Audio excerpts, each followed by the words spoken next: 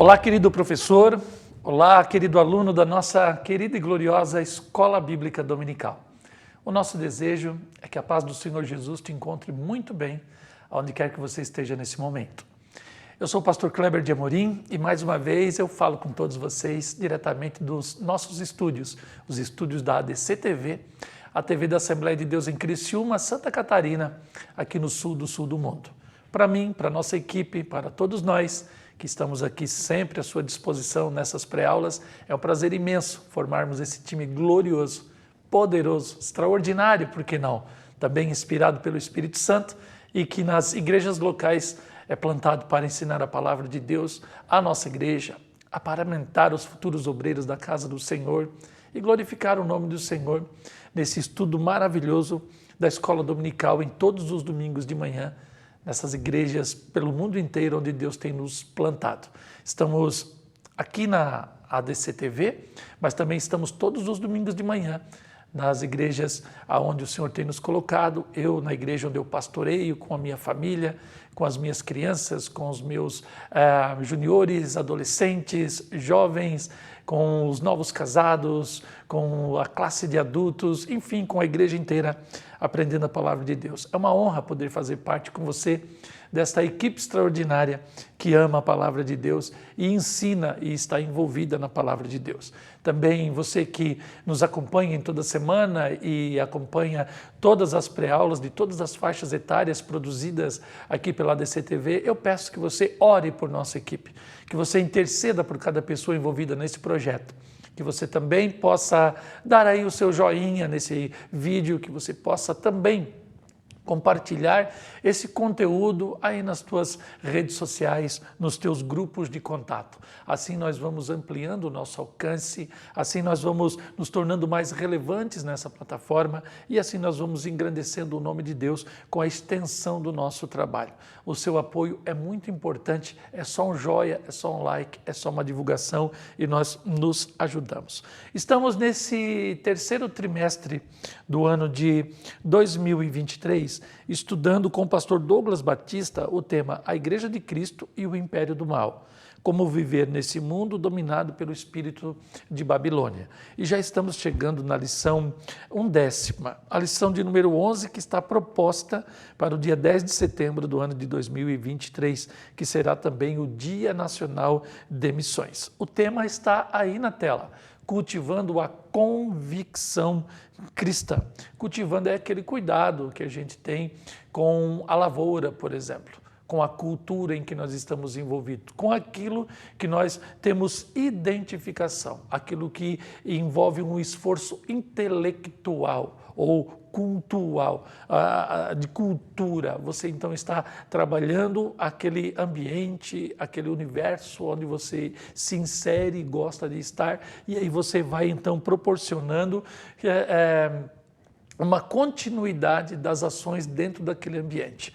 A vida cristã é o novo ambiente do regenerado. E para você permanecer nesse universo que é inspirado, que é revelado, que ele é coberto com a manifestação da glória de Deus, você precisa então prestar um culto, você precisa então intelectualmente, racionalmente trabalhar para que esse universo se mantenha à sua volta e você esteja integrado nele. Isso tudo é o que o pastor Douglas Batista tenta nos colocar já através do tema da nossa lição, cultivando, então preservando esta convicção cristã, essa certeza no Evangelho e na esperança que ele proporciona a cada um de nós. Nós temos a leitura bíblica da lição do próximo domingo em 1 Tessalonicenses, capítulo 2, dos versos 1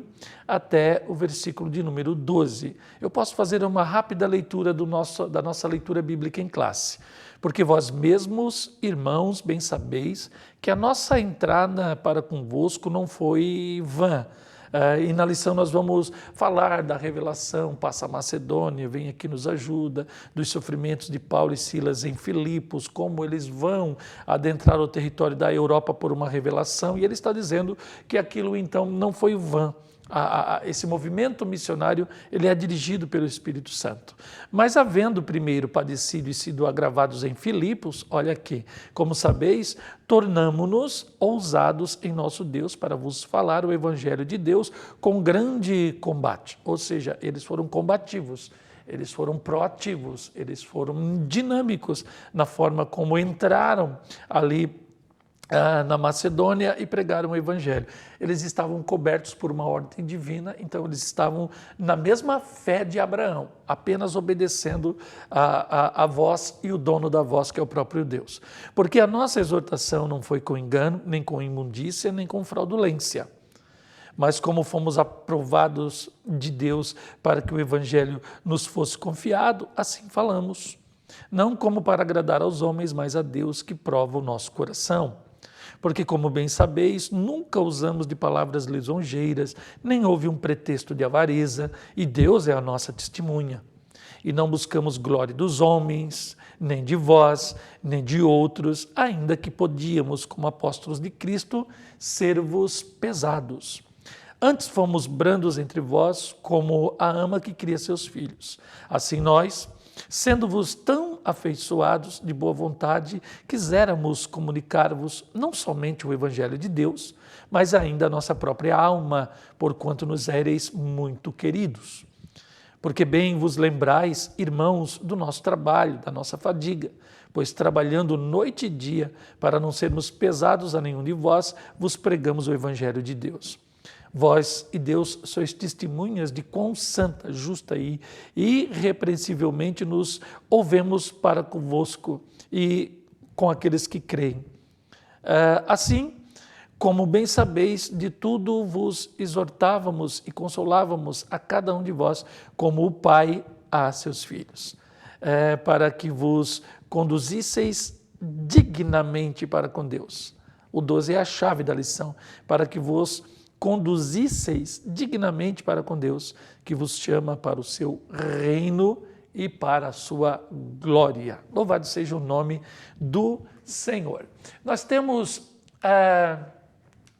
da leitura bíblica e do tema em geral da lição, que necessariamente nesse domingo reportarmos-nos ao início da igreja em Tessalônica e dos eventos que estavam envolvidos ali. Então eu trago para vocês a indicação do livro que eu sempre falo aqui, Estudo Panorâmico da Bíblia, de Henrietta Mears. Ela vai, então, falar de cada livro da Bíblia como uma mãe que conta a história para o seu filho antes de ele dormir. Aquela cultura americana que você vê nos filmes, né? Dos pais contando histórias ou lendo livros para os seus filhos e alimentando uma cultura sadia.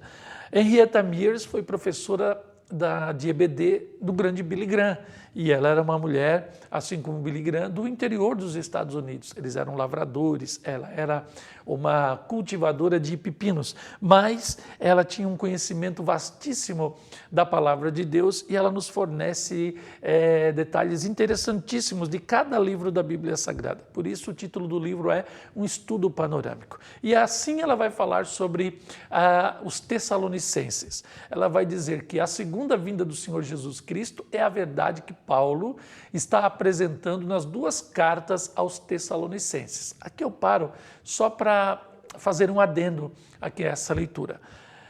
Quando nós pregamos o Evangelho, nós temos que apresentar o Evangelho de duas perspectivas, ou de duas pernas, ou de dois ângulos diferentes. Primeiro, a soteriologia. O Evangelho ele tem um plano redentor.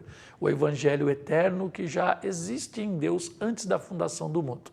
O Cordeiro foi morto antes da fundação do mundo. O Cordeiro de Deus que tira o pecado do mundo. E nós temos uma escatologia. A história está se movendo para ter um fim em Deus. Então nós temos uma esperança cristã no fim dos tempos, com a história se encontrando com o Deus que lá no passado criou o mundo e permitiu esse vácuo na eternidade chamado tempo, aonde a história ela toda se desenvolve.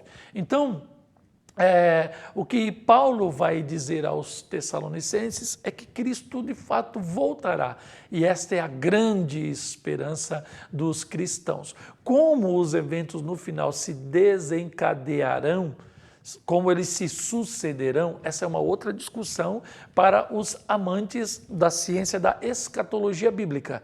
Mas não é bem disso que queremos tratar aqui. Nós queremos olhar para o futuro na perspectiva de Paulo aos Tessalonicenses e perceber que no final do mundo, o grande evento que vai reger os outros eventos menores, que vai desencadear uma série de eventos, é a volta de Jesus. Então a igreja precisa estar preparada para o retorno de Jesus. Aí alguém vai dizer assim, já fazem 2000 anos que isso tem sido anunciado e Jesus não veio.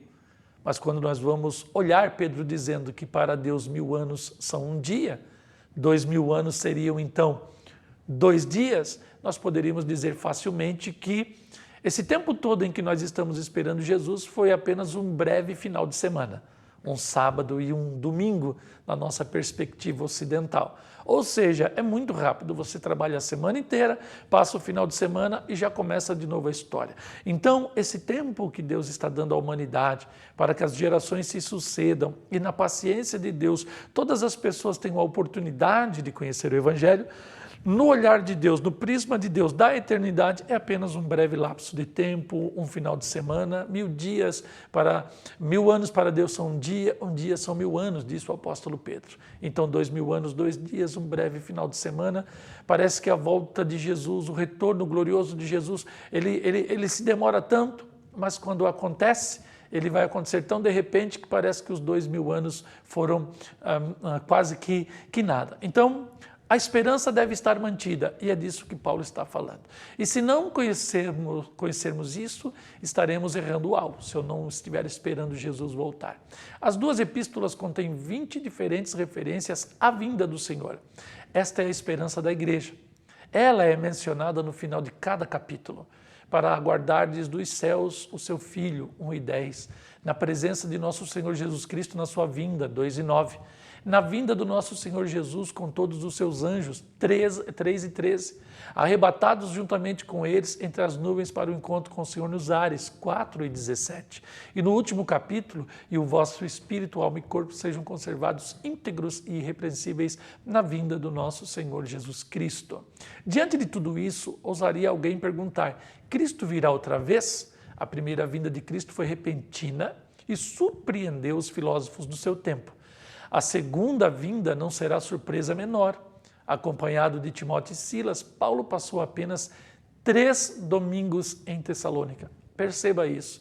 E na sua segunda viagem missionária, e durante esse tempo, não só fundou a igreja, mas firmou-a na fé. No curto prazo da sua permanência, Paulo criou grande agitação. Seus inimigos acusaram-no de haver transtornado o mundo, como diz lá em Atos 17:6. Devido a esse grande alvoroço, os irmãos o despediram. Ele prosseguiu para Bereia, Atenas e Corinto. Foi em Corinto que ele escreveu a primeira carta aos Tessalonicenses e a enviou por intermédio de Timóteo. Ele havia partido fazia pouco tempo porque disse, orfanados por breve tempo da vossa presença. No capítulo 2:17 isso está escrito. É algo sem precedentes, mesmo no ministério de Paulo, o estabelecimento de uma igreja florescente em menos de um mês. O êxito de Paulo em Tessalônica não tem sido a experiência comum dos missionários. Mas aqui, o Espírito Santo permitiu que Paulo tivesse uma colheita rápida. Durante a sua curta permanência em Tessalônica, grande número de gregos e mulheres creram, como está escrito em Atos 17:4. Logo em seguida, ele começou a alimentar essa igreja com o alimento sólido da palavra. Falou sobre o Espírito Santo, sobre a Trindade e sobre a segunda vinda.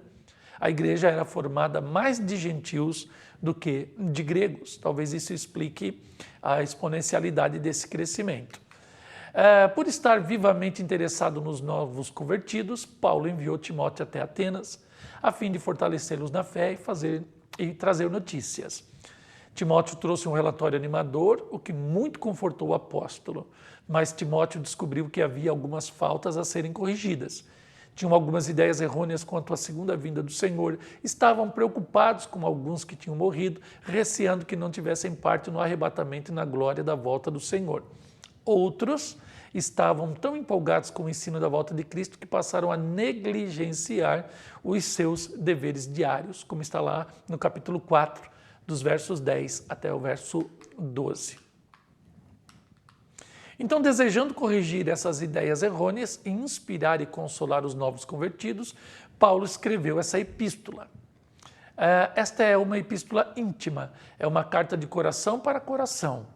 Paulo chega muito perto dos seus irmãos, palavra que ele vai usar 14 vezes. A mensagem é de conforto e instrução aos que se acham em meio a perseguições. Não deveria haver dúvidas nem opiniões divididas a respeito da bendita esperança da volta do Senhor. Olha aqui o evento que é o eixo central da escatologia cristã, a volta do Senhor. Não se pode ler a palavra de Deus sem achar esse ensino. Não contendamos a respeito dessa doce mensagem. Esta é a esperança do crente. Pelo contrário, estejamos vigilantes, pois não sabemos o dia e nem a hora em que o Filho do Homem virá. Glória a Deus por isso. Então, na nossa pré-aula de hoje, a gente tem um excelente subsídio para que você norteie toda a sua aula. Nós temos o slide à disposição. Use na sua sala. Se na sua igreja não tem data show ou não há possibilidade de expor o slide, então baixe o slide em sua casa, imprima as folhas desse PowerPoint e leia esse conteúdo. Se você tiver o livro em casa, faça isso. Vai estar na página de número 459. Esse excelente conteúdo que vai abrir um leque para que você adentre a lição. O texto de ouro para esse domingo, 1 Tessalonicenses 2 e 3, porque a nossa exortação não foi com engano, nem com imundícia e nem com fraudulência. E nós temos aqui a verdade prática.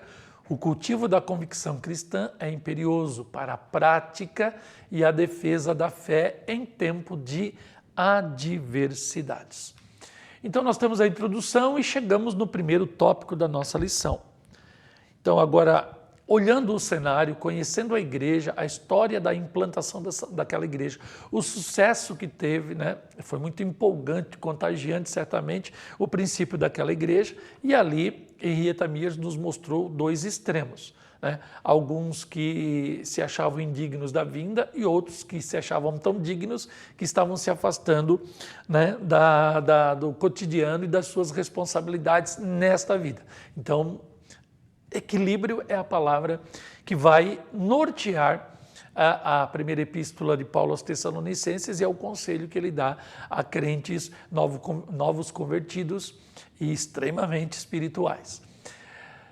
Convicção espiritual, então, é o tópico primeiro, e a síntese: sem ação poderosa do Espírito, a pregação é incapaz de transformar as vidas. E aí nós temos um quadro que eu trouxe para vocês acerca da segunda viagem missionária de Paulo, e você vai ter na parte de cima aqui desta imagem, você vai ver Filipos, aonde Paulo sofre ali o encarceramento, aonde ele sofre o agravo, e depois você vê ali a Macedônia, por visão divina, ele vai então adentrando ao território europeu.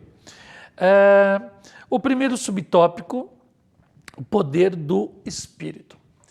Nesse slide dessa lição, eu não estou trazendo o conteúdo da lição, já estou comentando direto cada tópico para a gente abreviar aqui a nossa pré-aula por conta do conteúdo que eu coloquei lá no começo para vocês. Então, nas minhas palavras, no primeiro subtópico eu coloquei assim: a certeza ou convicção da mensagem do Evangelho, demonstrada por Paulo aos Tessalonicenses, como está lá no capítulo 1, verso 5, foi oriunda da revelação, daquela visão do apóstolo em relação a uma chamada específica de anúncio da palavra de Deus à Europa. No caso ali começando pela Grécia, ali naquela região da Macedônia, como está lá em Atos 16 e 9.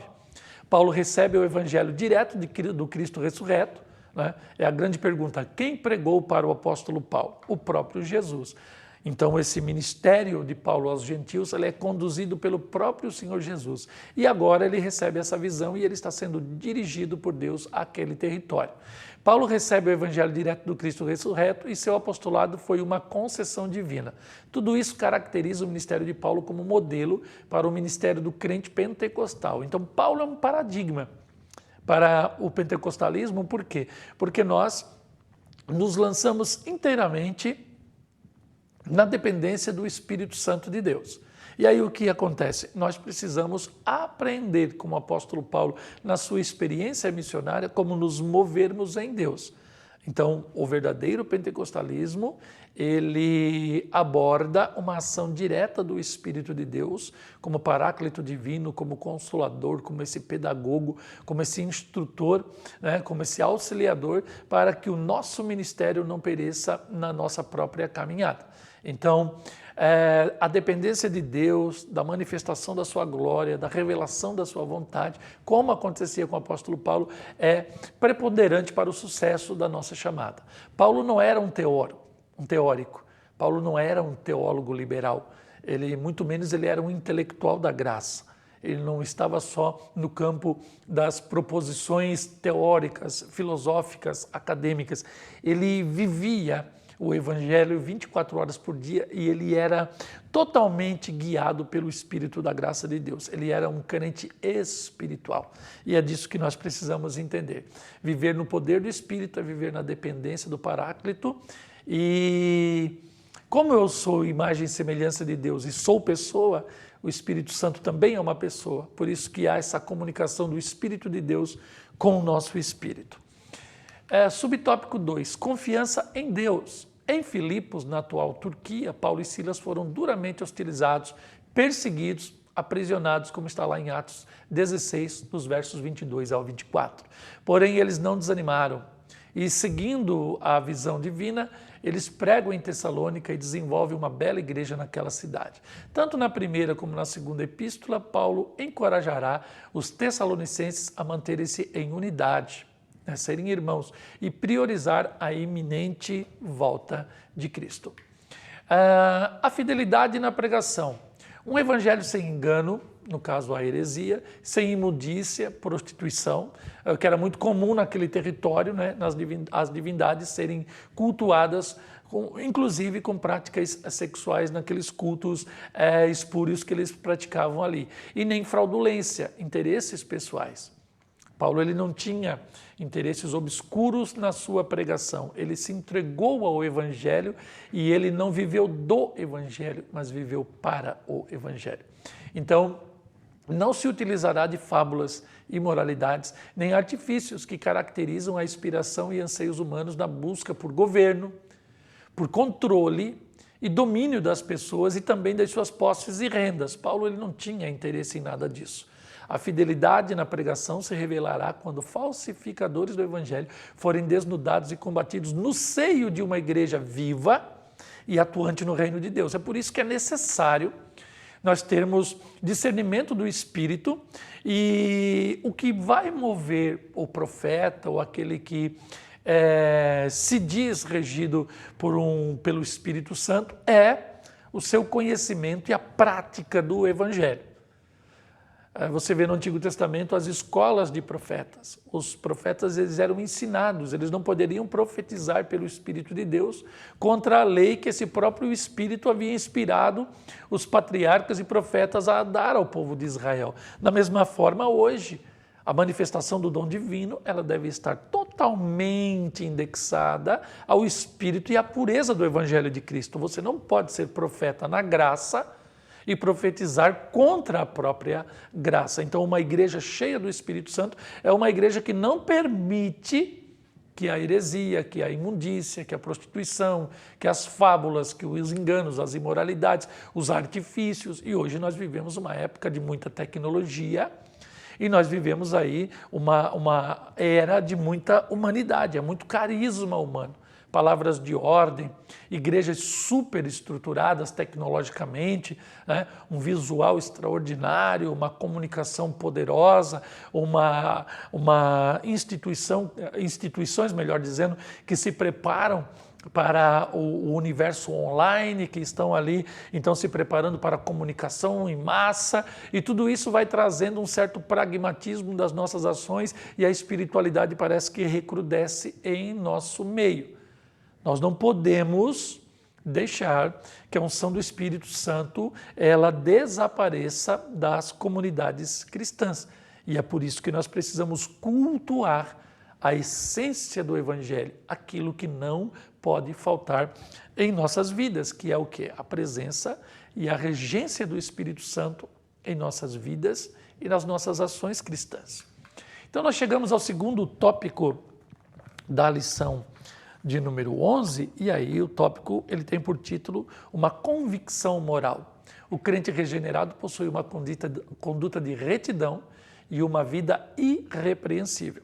Embora o cristianismo não seja um conjunto de preceitos morais, né, porque isso tinha muito no estoicismo, né, no helenismo, as pessoas, dentro também do gnosticismo, essa questão das pessoas serem salvas por suas obras, serem regradas, né, estarem em sintonia com o equilíbrio do universo, sua energia, seus movimentos. Então você se adequando a essa sinergia, você acabaria se dando bem porque você está dentro de um sistema e você não está trazendo colapso a esse sistema. Jesus não veio para nos salvar através de obras, nem de um sistema de moralidade. Jesus, na verdade, pregava ética com a prática da sua vida, que era, na verdade, o cumprimento da própria lei do seu povo, dos judeus. Então, Jesus ele não veio pregar moral, ele vivia eticamente a própria lei. Então, como construção da graça, cada crente, cada cristão, ele vai viver o Evangelho, e esse viver o Evangelho vai gerar uma ética que na verdade está baseada em preceitos morais que são eternos e que estão dentro da própria palavra de Deus. Então, é disso que nós falamos. Jesus ele não vai então pegar o pecador e vai inserir preceitos morais para que ele cumpra aquilo e se salve. Não, o Senhor Jesus vai nos dar o Evangelho, creremos no Evangelho, seremos regenerados e a própria palavra de Deus já nos levará direto para uma ética poderosa. E essa ética é baseada em preceitos morais que são oriundos da própria inspiração do Espírito Santo de Deus. Então, retidão nas ações. É claro que nós devemos ser retos na nossa conduta como crentes, porque isso faz parte do nosso testemunho e da nossa pregação. A conversão promove uma restauração moral no salvo. E eu coloquei ali entre parênteses, as pessoas têm agência moral, elas são livres para tomadas de decisão. Então, agentes impessoais, eles não podem ditar moral. A escola, ela não é uma pessoa. O Estado não é uma pessoa. O Executivo da República, a própria República, o Senado, né, o Judiciário, eles não são pessoas, eles não são agentes morais. Eles, no máximo, conseguem formular códigos a partir de mente de pessoas que sim são agentes morais. Então, a gente precisa entender que Deus é uma pessoa, nos fez pessoa, e nas pessoas há a condição de surgir uma moralidade. Então, ele deve falar a verdade, o cristão.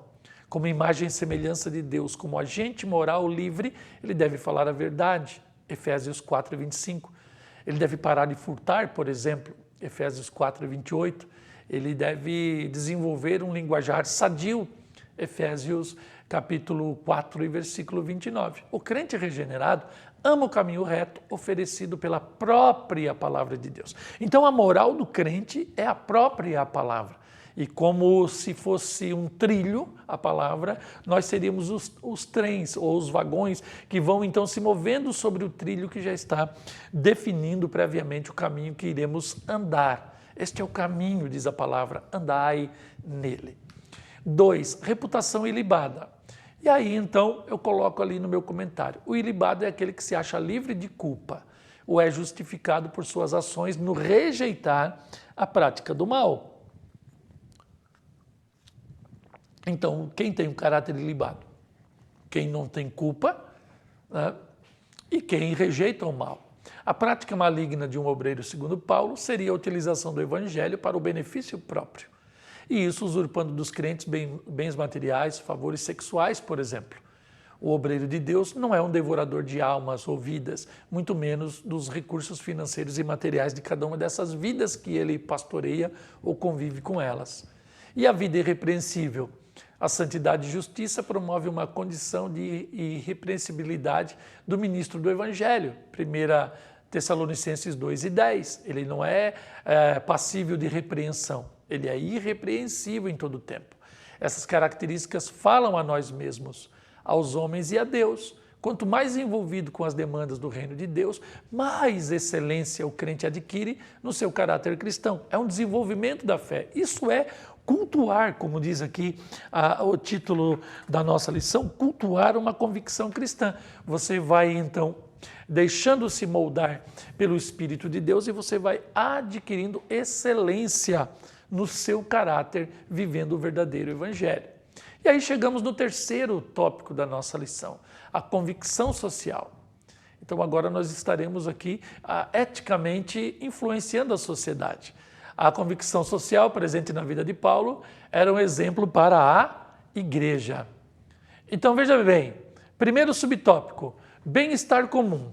Os efeitos inevitáveis do Evangelho de Cristo na vida do salvo é a atuação direta no socorro de vidas que infelizmente manifestem alguma deficiência ou necessidade na manutenção dos seus lares ou até mesmo da sua vida individual. Então o querigma, o que é o querigma? A pregação do Evangelho é a prioridade da igreja, mas a caridade também é um elemento imprescindível na prática cristã. Ou seja, antes da caridade, que é um ato de benevolência, nós temos a regeneração, a salvação. Como eu não sou salvo pelas obras, como ninguém é salvo pelas obras, e sim é um ato da graça e nós recebemos a salvação pela fé, o que vem depois, então, são frutos da fé, né? Frutos dignos de arrependimento.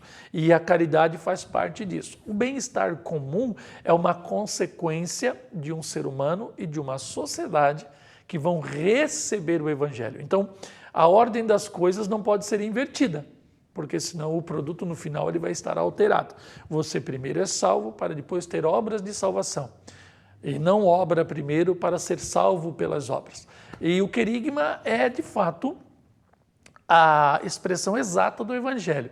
E você vai ver exemplos do querigma na pregação de Pedro no cenáculo após a descida do Espírito Santo no dia do Pentecostes, e você vai ver a pregação de Estevão, o primeiro mártir da igreja, diante, né, das autoridades do Sinédrio. Você vai ver ali então que o querigma, ele além de expor o plano eterno de redenção da humanidade, também condena aqueles que mataram a Cristo, o inocente servo do Senhor. Então, quando se prega o Evangelho, nós estamos condenando o mundo, porque quem não aceita Jesus faz parte do conluio, do consórcio humano que matou o Salvador do mundo. Então, o querigma, ele tem um título apenas: não mate o Senhor Jesus mais uma vez. Essa é a pregação. Quando vamos pregar o Evangelho, nós temos que colocar o pecador na condição de culpado, como ele é.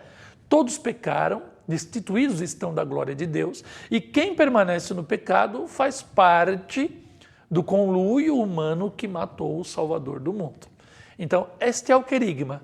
Cada vez que eu prego, eu estou condenando o mundo ou estou salvando. Nunca haverá neutralidade na pregação do Evangelho. Esta espada corta faz diferença entre luz e trevas, vida e morte, certo e errado, inferno e céu e assim por diante.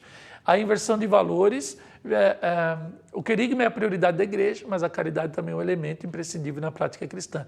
Inversão de valores, violência e injustiças são as marcas de elites que oprimem a sociedade. Então, por mais que sempre teremos os pobres conosco, a gente vê que nessas pirâmides sociais sempre há um nível de opressão e impossibilidade de que alguém ascenda a essas estruturas humanas. Então, lutar contra estas injustiças é também um dever da igreja, porém não se envolvendo, né, secularmente no equilíbrio dessas forças, com o risco de fazer parte também dessas elites, dessas oligarquias, desses privilegiados que oprimem aqueles que estão nas esferas mais inferiores da sociedade. Dedicação altruísta. Então, como a igreja vai viver em sociedade nos dias de hoje? Como Paulo pregou o evangelho, sem segundas intenções. O altruísta é aquele indivíduo que desapegadamente entrega-se ao auxílio desinteressado a pessoas conhecidas ou não. Então eu não faço caridade para os meus amigos, eu posso fazer para qualquer pessoa, inclusive para o meu inimigo, né? Pessoas conhecidas ou não, pessoas comuns ou destacadas, abastadas ou necessitadas, mesmo correndo o risco de ser traído ou desprezado no final. Ou seja, é aquela pessoa que age espontaneamente no favor e auxílio do seu próximo, antes que alguma ordem ou designação lhe seja feita. Ele não procura o lucro de suas boas ações para com o próximo. Então esse é, de fato, o altruísta. E aqui chegamos à conclusão da nossa lição. Trabalhamos aqui, então, nessa lição de número 11, a convicção espiritual. Então, eu creio no Evangelho, eu sou salvo e tenho uma esperança para a eternidade. Eu tenho uma convicção moral, tenho retidões na minha ação, uma reputação ilibada, uma vida irrepreensível. E depois de salvo, firme na fé, com um testemunho, eu posso, então, ser um agente influenciador em sociedade, lutando pelo bem-estar comum, sem desejar fazer parte desse sistema humano e secular de governo das ações sociais e também sendo desprendido como uma fonte sempre aberta que recebe do céu e irriga a terra com frescor, com alegria e com novidades, prebendas e etc. Então chegamos à conclusão aqui da nossa lição e pedimos ao Senhor que você seja extremamente abençoado nesse próximo domingo no trato com seus alunos em sala de aula. E aí rogamos a Deus que nos dê uma oportunidade de uma próxima vez estarmos juntos aqui nas nossas pré-aulas. Ore por cada uma das pessoas envolvidas nesse expediente, curta, compartilhe, divulgue nas suas redes sociais, nos faça mais relevantes e seja abençoado nesse próximo domingo, é o nosso desejo, em nome de Jesus. Até a próxima, Deus te abençoe.